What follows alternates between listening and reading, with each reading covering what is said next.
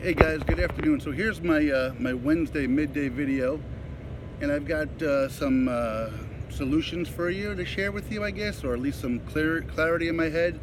I got some updates to give you guys, and I got a sort of what I'd say is a negative update to me, as well as much positive. So as I do this video, I'm actually sitting in downtown Tulsa, which has been nothing like my first day in South and West Tulsa.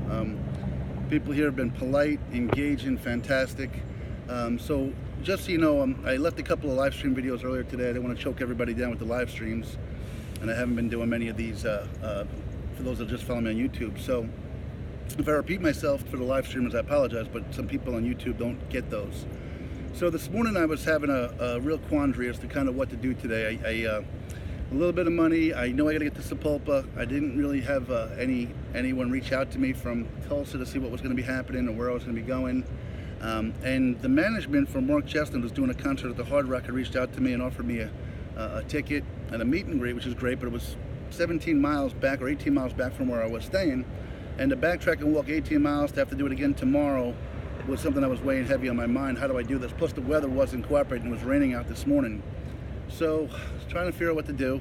I reached out to you guys, quite frankly, to say, guys, help me get some clarity, and what do you think is the best course? And several people that are close to me reached out and said, Jim, the concert's where you got to be. There's something that's calling you there. It's great, certainly a great story, and if the worst thing that happens is you go enjoy the show, so be it.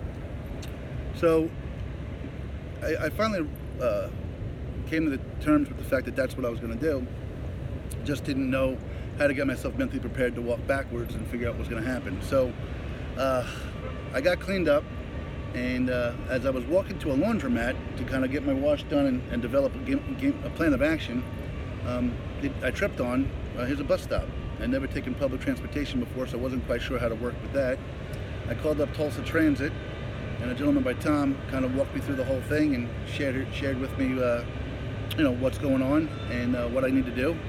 And essentially I take one bus up to downtown where I am now, and I get transferred from downtown and head east. I won't quite get to the Hard Rock. I'll still have a 5 or 6 mile walk later this afternoon, but 5 or 6 miles is a whole lot better than walking 18 miles, So while I was in downtown though, I noticed that the Chamber of Commerce wasn't real far, and the chambers have been usually a group of great people that want to make their city known and are very positive people. So I stopped by the chamber a few minutes ago and spoke to the receptionist, and he was very friendly and very polite and shared my story in my car with him. And in doing so, I met Joy and I met Nancy a little bit earlier, and they apparently both had seen me on the news last night and were very positive about pointing the thumb and encouraging me to go forward with it, and I appreciate that from those folks.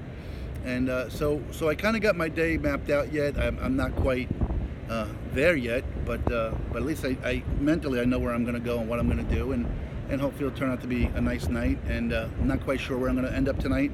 I'm not sure, what I'll be doing tonight. I don't know if transit runs back this way, if I'll be walking back this way through town. I just don't know yet. But that part, at least I feel good that the rain has stopped. I'm in a pretty city. The people have been super nice to me, and it's a good thing. And then here comes kind of the negative twist. So in a building right over there, I'm pointed to it, is the headquarters of the newspaper here in Tulsa called the Tulsa World. So a few people had reached out to them earlier. I never heard back from them. And look, maybe it's not a story. I can deal with that. But I said, while I'm right across the street, it's almost kind of silly for me to not at least try to reach out to somebody in person. I hate email. I like to speak to a person. So after getting transferred a little bit, I spoke to this gentleman named Paul. And I said, hey, Paul, look, I'm kind of doing something kind of crazy. I'm walking across the country hoping to spread a good message as I go. And as fate would have it, I'm right here across the street from you if you wanted to talk or anything like that. Well, I'm here, I'd be happy to talk with you. And he said, well, I remember seeing the email. What was the story about again? Tell me again why you're doing what you're doing. And I said, well, my daughter, I have a phrase. I raise my kids point the thumb, not the finger. And apparently, I changed who I became, and my daughter saw it and called me out, and I had to point the thumb at myself. And so I walk about 20 miles a day meeting strangers and hoping to spread the message. And he cut me off. He said, yeah, I think I'm going to pass.